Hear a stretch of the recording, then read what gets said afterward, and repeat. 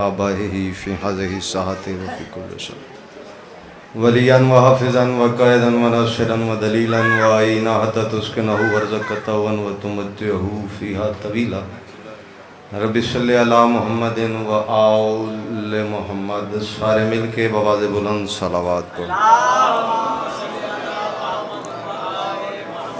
تعداد کافی ہے آواز تھوڑی ہے سارے مل کے بآواز بلند صلوات پڑھو اعوذ باللہ من الشیطان الرجیم بسم اللہ الرحمن الرحیم الحمدللہ رب العالمین وعاقبۃ للمتقین ثم الصلاۃ والسلام علی سید المرسلین وخاتم النبیین واہل بیت الطیبین الطاہرین المعصومین بعد بلند صلوات سارے رب اشرح لي صدري ويسر لي امري واحلل عقدة من لساني يفقهوا قولي بآواز بلند صلوات سارے پڑھو معصوم فرماتے ہیں جتنی بڑی مشکل ہو ہم 14 پر درود پڑھا جائے مشکل ٹل جاتی ہے سارے مل کے بآواز بلند صلوات پڑھو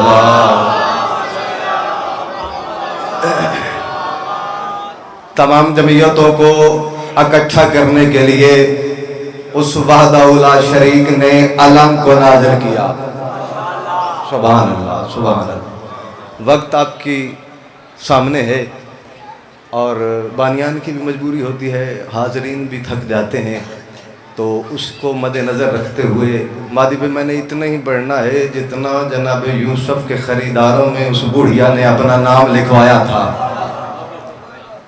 تمام جمعیتوں کو اکٹھا کرنے کے لیے اس وحدہ لا شریک نے علم کو نازل کیا علم آدم جنت سے لے کے آئے آدم نے علم لا کے چچ سیس نبی کو دیا علم تبرکات انبیاء میں ہمیشہ شامل رہا تم جتنے چپ کرو گے میں اتنے جملے زیادہ کہوں گا وہ بندہ ہی بولے گا جس کی گھر کی چھت پہ نہیں جس کی ضمیر کی چھت پہ غازی کا علم ہوگا علم لا کے شیش نبی کو دیا تبرکات انبیاء میں علم ہمیشہ شامل رہا علم کا بھائی جان مطلب کیا ہے علم کہتے کسے ہیں علم کو اپنی گھر کی چھت پہ لگاتے کیوں ہیں جو علی والے بیچو سار اٹھانا لفظ علم چاچا صحیح نکلا ہے علامت سے اور علامت کسے کہتے ہیں علامت کہتے ہیں نشانی کو بھائی جان نشانی کا مطلب کیا ہے کسی کی گھر کی چھت پہ جیسے بعد علم لگا ہو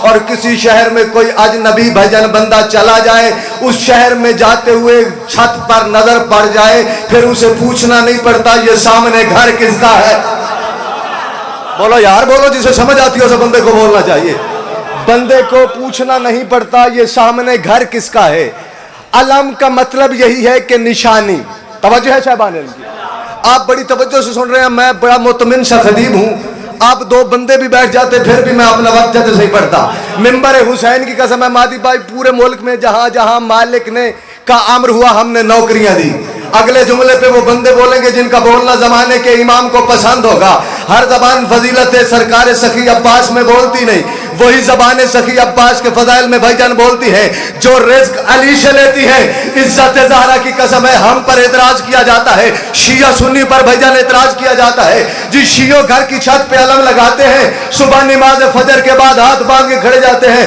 غازی ہمیں بیٹے دے دے جدا کیتا ہوئے بندہ بولے غازی ہمیں رزق دے دے غازی ہمیں اولاد دے دے جی شیعہ اپنی گھر کی چھت پہ علم لگاتے ہیں جی سنی اپنی گھر کی چھت پہ علم لگاتے ہیں بندہ میں دیکھنا چاہتا ہوں جو کہتا ہے میں لا الہ الا اللہ محمد رسول اللہ علی ولی اللہ پڑھتا ہوں اور غازی کو مانتا ہوں اور فضیلت غازی عباس سن کے جیسے ہی بولنے کو دل نہیں کہتا ہم پہ اعتراض کرتا ہے جی شیعہ گھر کی چھت پہ علم لگاتے ہیں ممبر حسین کی قسم ہے شیعہ گھر کی چھت پہ علم نہیں لگاتے بلکہ علم کے سائے میں شیعہ اپنے گھر بناتے ہیں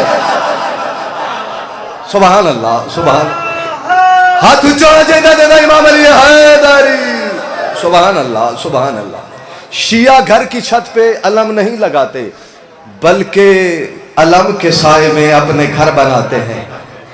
अलम न शियों का है, अलम न सुनियों का है। तवज्जो है साहब वाले क्या? अलम भाईजान मैंने कहा न शियों का है न सुनियों का है। कोई बंदा खड़ा होकर गजूर अब्बास पे सवाल कर सकता है, गजूर अब्बास हम सारी जिंदगी यही सुनते आए, यही देखते आए, जी अलम शियों का है, ऐसा ही है। अलम फकत शियों का है, शिया अपनी घर की छत पे लगाते हैं। मैं हजारों घर ऐसे दिखा सकता हूं जो भाईजान अली और वलीउल्लाह नहीं पढ़ते लेकिन गाजी का अलम लगाते हैं। अकीदे वाले बंदे बोलो यार, गाजी का अलम लगाते हैं। मैं दलील मादी में इतनी बड़ी देने लगा हूं, यहां से आपको बाहर जाने की जरूरत ही नहीं, यहीं किसी जामे मस्जिद में चला जाना, वहां पे दरूद ताज मौजूद होगा। अलम न शियों का है न सुनियों का, अलम है फकत मोहम्मद मुस्तफा का। जो अली वाले बैठे बोलो, अलम भाईजान फकत है मोहम्मद मुस्तफा का। दलील इतनी बड़ी देने लगो। कोई बंदा सवाल कर सकता है, गजूर अब्बास इतना बड़ा दावा किया है, कोई दलील तो पेश कर। दलील भाईजान इतनी सादा देने लगा हूं कि हर बंदा इस बात को मान जाएगा, किसी मस्जिद में दरूद ताज मौजूद होगा जैसे सही। अगर मस्जिद में मौजूद रहो तो मादीबाज पहले जब लाउड स्पीकर पर पाबंदी नहीं थी तो पूरे मुल्क में नमाज फजर के बाद दरूद ताज पढ़ा जाता था। अब पाबंदी है, अब कम पढ़ा जाता है। दरूद ताज के फिक्रे क्या है? साहिब ताज जो अली वाला बैठा उसे बोलना चाहिए। जो बंदा दावा करता है मैं ला इलाहा इल्लल्लाह मोहम्मद रसूलुल्लाह तक मुकलमा पढ़ता हूं, वो बंदा शान उठाए जो आशिकाने रसूल बैठा है। क्या फिक्रे है? साहिब ताज वल महराज वल बुराक वल अलम। बोलो यार, जो अली वाले बैठे वो बंदा बोले। ताज वाला नबी, महराज वाला नबी, बुराक वाला नबी, बोलो अलम वाला नबी। इसका मतलब है कि अलम वाला नबी है, मानती सारी दुनिया है, हम भी मानते हैं। भजन सवाल, हम भी मानते हैं। तेरा इतराज अपनी जगह है, तू मान न मान तेरी अपनी मर्जी है। हमने तुझे बता दिया है ये कलमा न हसन का है, ये अलम न हसन का है, न हुसैन का है, न शियों का है, ये फकत है मोहम्मद मुस्तफा का। जो ला इलाहा इल्लल्लाह मोहम्मद रसूलुल्लाह तक जैसे कलमा पढ़ता है उसके अंदर का अकीदा उसे इजाजत देना चाहिए कि नमाज फजर के बाद अलम का सलाम करे।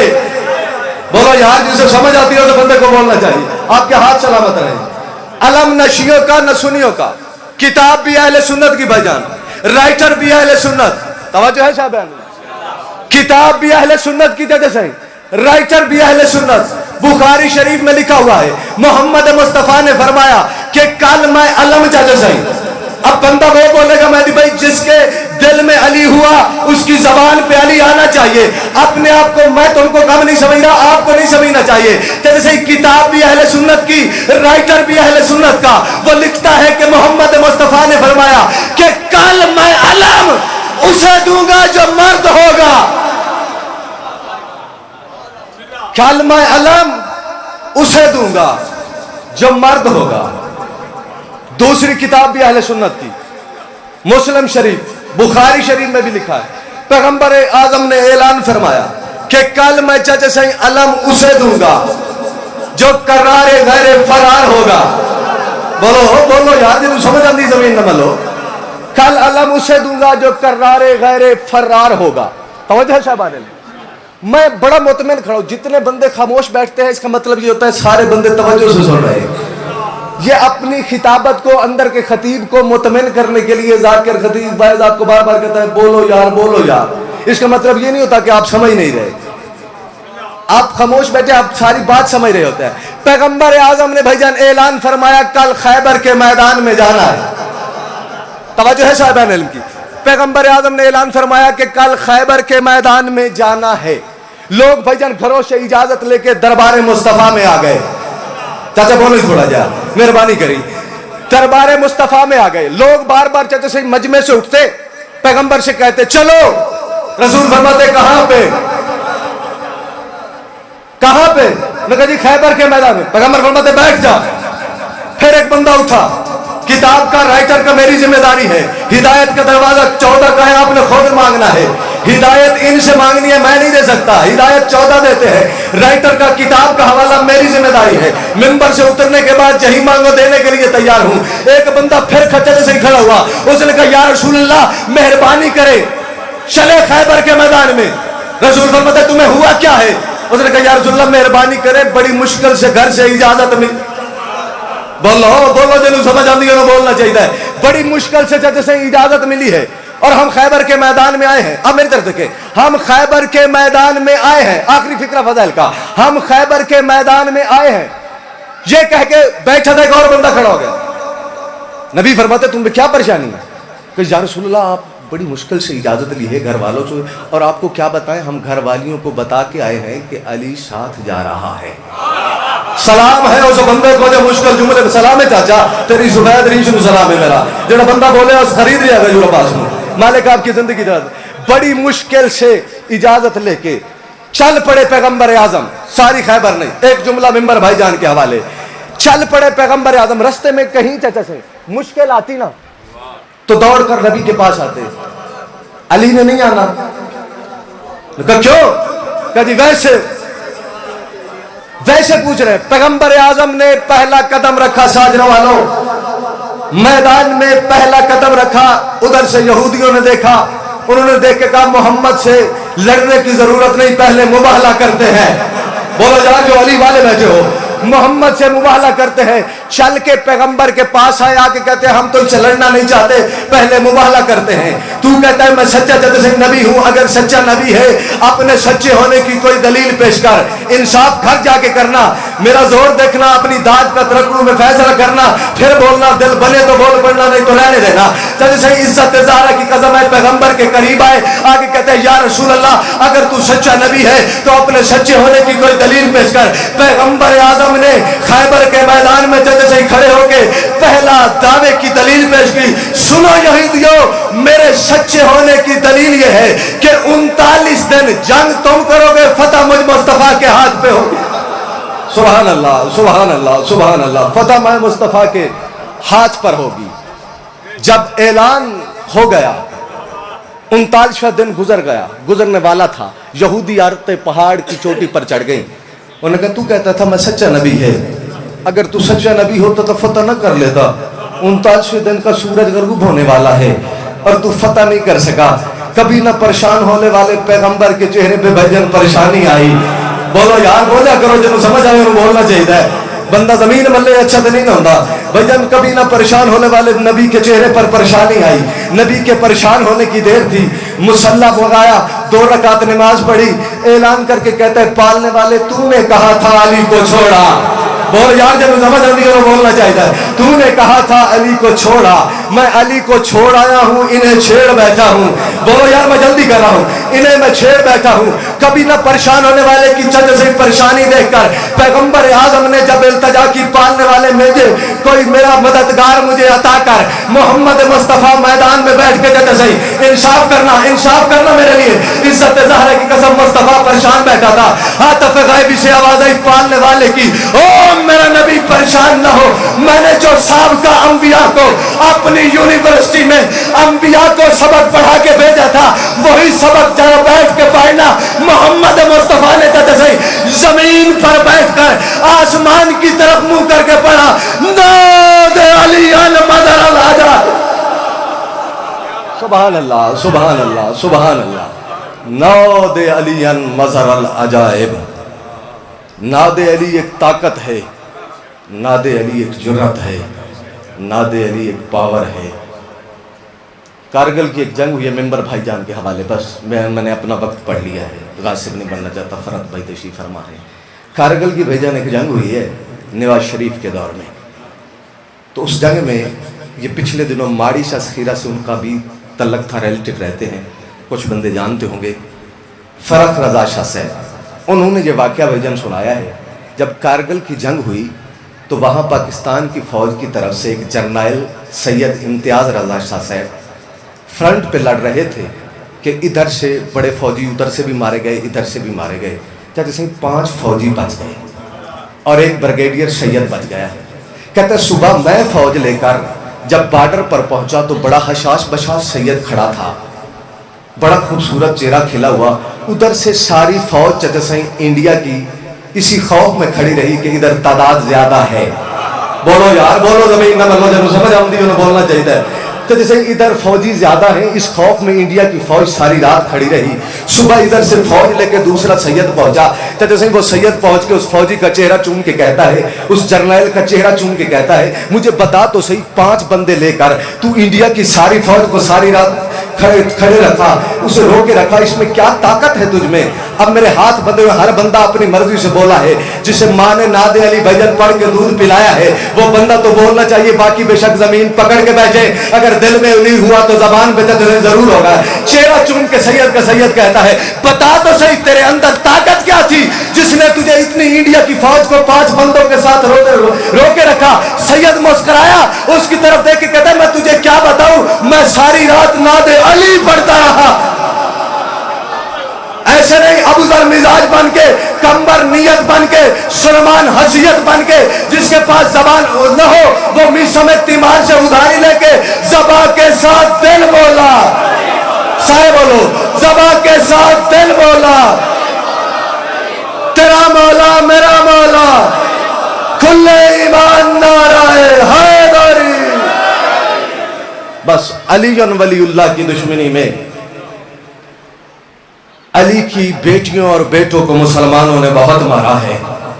ہائے کرنا بس ایک جملہ ممبر بھائی جان کے حوالے، مالک بانیان کی توفیقات میں اضافہ فرمائے، مالک آپ کے مار رزق میں اضافہ فرمائے. سچت صحیح ذاکرین سے آپ نے بھی سنا ہے، میں نے بھی سنا ہے، ماں کی گود سے ذکر سنتے آئے ہیں مدینہ. یہی پڑھتے ہیں، ایک خیمے کو آگ لگی، بی بی دوسرے خیمے میں آ گئی، دوسرے کو آگ لگی، بی بی تیسرے خیمے میں آ گئی. بندہ شیعہ گرد ہوئے تو دی ہائے نہ نکلے، یہ ہو نہیں سکتا. لا الہ الا اللہ محمد رسول اللہ علی ولی اللہ پڑھ کے کہہ رہا ہوں، ہائے نہ کری تیری اپنی مرضی ہے. سخی عباس کا علم گواہ بنا کے کہہ رہا ہوں، میں نے حسین بخشجارہ سے سنا تھا، انہوں نے کہا یہ روایت غلط ہے کہ ایک خیمے کو آگ لگی، بی بی دوسرے خیمے میں آ گئی. وہ کہا کرتے تھے کہ چاروں طرف سے خیموں کو آگ لگی، بی بی اس طرح بکھری جیسے تسبیح کے دانے بکھرے. ہائے تا کرنا، ہائے تیرے واسطے، مالک تیری ہائے قبول فرمائے. میں نوکر آ جاتا، مالک تیری زندگی دراز فرمائے. کائنات کو کوئی دھوکہ نہ، میں نوکر آ جاتا، ہاتھ نہ بند ہو گئے دریشی ہاتھ پہ بند ہے. مالک تیری زندگی دراز فرمائے. بی بی اس طرح بکھری جیسے تسبیح کے دانے بکھرتے ہیں. ساری بیبیاں جیسے سارا مسائل چھوڑ دیا، ساری بیبیاں اکچھی ہو کے زینب سلام اللہ کے قریب آئی، آ کے کہتی ہے ہم نے جل کے مر جانا ہے یا خیموں سے باہر جانا ہے. علی کی بیٹی کی آواز ہے، میں فیصلہ نہیں کر سکتی. ہمارے درمیان زمانے کا امام سید الساجدین چاچا تشریف فرما ہے، آؤ اس سے جا کے پوچھتی ہیں جل کے مر جانا ہے یا خیموں سے باہر جانا ہے. جتنے ماتمی ہاتھ بیٹھے ہیں وہ تو سینے پہ آنے چاہیے. ہائے تیرے بس میں ہے، رونا تیرے بس میں نہیں. ساری مستورات کو جگہ سے ہی لے کے بی بی سجاد کے قریب آئی. سجدے میں سجاد کا بھجن سر تھا. قریبا کہتے ہیں سجاد ہم نے جل کے مر جانا ہے یا خیموں سے باہر جانا ہے. علی کی بیٹی نے بھجن ماتمی جتنے بیٹھے ہو، علی کی بیٹی نے جب سے جملہ کہا، سید سجاد نے سجدے سے سر اٹھایا، اٹھا کے پھر کہتے ہیں پھپھی اماں جان بچانا واجب ہے. میں علی کا بیٹا ہوں، میں شبیر کا بیٹا ہوں، وقت کا امام ہوں، جان بچانا واجب ہے. اب جتنے ماتمی عزادار بیٹھے ہو، جملے رونے کے لیے ہیں جتنی میری مائیں بہنیں سفر کر کے آئے. ہائے اتنے کرنا، شام سے آئی بی بی تمہارے اور میرے حق میں جب سے دعا کر کے جائے. جب کہا جان بچانا واجب ہے، اس وقت سجاد کے شانے پہ ہاتھ رکھ کے علی کی بیٹی کہتی ہے سجاد تو نے انصاف نہیں کیا، وقت کا امام ہو کے تو کہتا ہے جان بچانا واجب ہے، باہر چلی جاؤ. ہم باہر پہ کیسے جائیں، ہمارے سر پہ تو چادریں بھی. ہائے کری یہ عزادار ہے تا ہائے کری، ہاتھ پیارا نہ کر جب آدمی ہے. نوکرہ چاچا نوکرہ تیرا، مالک تیری ہائے قبول فرمائے. تو نے انصاف نہیں کیا، میرے سر پہ تو چادر نہیں ہے. ممبر چھوڑنے لگا جد سے میرے سر پہ چادر نہیں ہے. سید سجاد نے جد سے سجدے سے سر اٹھایا، چاروں طرف دیکھا خیموں کو آگ لگی ہوئی تھی. اب پتھر دل کا تو میں ضامن نہیں، شیعہ گھر کا بندہ اس کی ہائے نہ نکلے.